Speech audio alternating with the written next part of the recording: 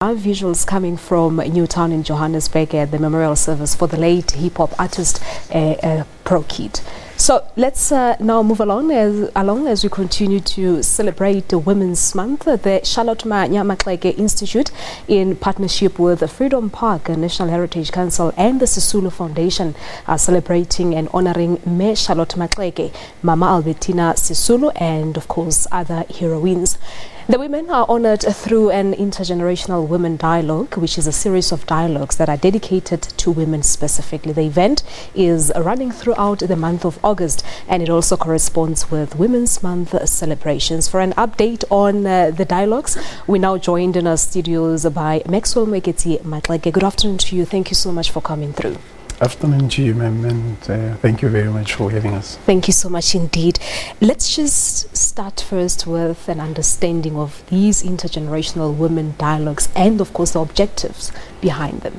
The intergenerational dialogues really is a platform that we have created as an institute, the Charlotte Mannya-Maxeke Institute, just to try and have a dialogue amongst, different generations of women, so that they can be able to, continue to engage on issues affecting women in our society, issues ranging from gender-based violence to patriarchy that has always been part of the system since time immemorial. So we created these thematic platforms for women to really engage, but to broadly draw from the strength and the wisdom, the values that Mme Charlotte Maxeke stood for. Yeah, and you've just made mention of one important, or should I say sensitive, issue of gender-based violence, with the amount of the incidents that we have seen, of course, playing out against women. It's quite worrying and concerning. What discussions are you having based on that? Discussions range from self-assertiveness amongst women, but also encouraging women to be able to talk, come out, talk broadly about challenges affecting them. And it's probably interesting to hear what our mothers have to say about the very same topic of what happened to them many years ago and what we have to tell. Yeah. One other interesting aspect from ourselves as dissidents of Mme Charlotte is that she lived at a time where patriarchy would have been at its, at its epitome. But she was able to achieve, what she achieved. Yeah. She was a trailblazer.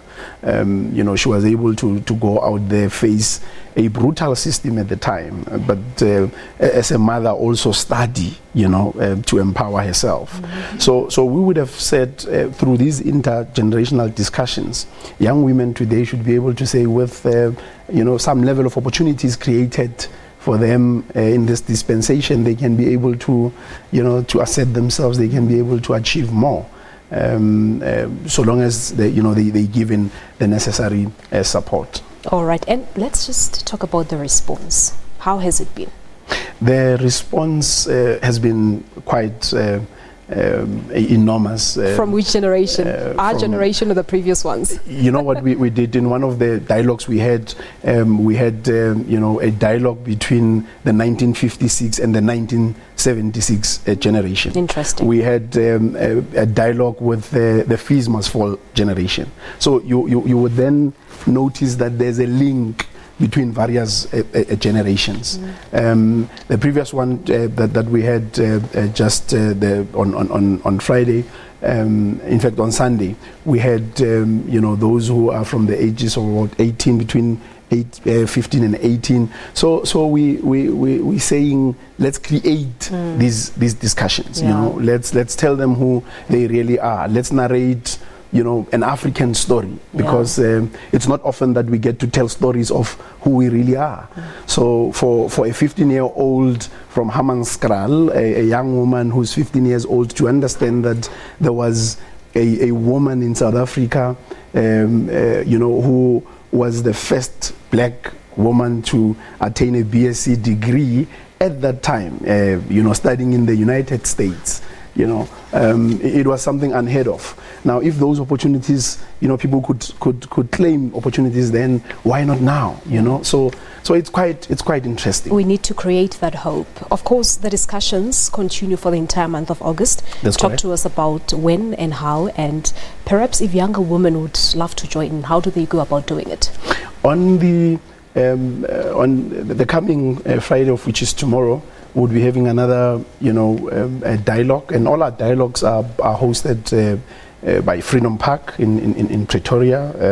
It's a partnership we have with Freedom Park and the national. But for the fact that they are they're only happening in Pretoria, are you not denying those from your deepest rural areas an opportunity to be part of these discussions and hear the side of the stories as well?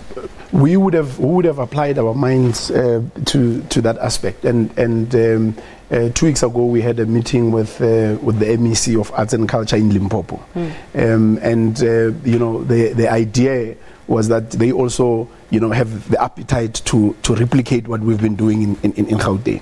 And I must also indicate that the reason why we have done these thematic platforms throughout the month in Freedom Park, it's on the basis of resources, because we are an institute that is not funded by anyone. So we really try and stretch ourselves to get these things going. Now, Freedom Park would have been the first ones to raise their hands to say, we can host you guys. So it was on those bases. But as we interact with government throughout the country, where the appetite is, we would be going to ensure that the same happens throughout the country. You are correct that you need these platforms more in your rural areas.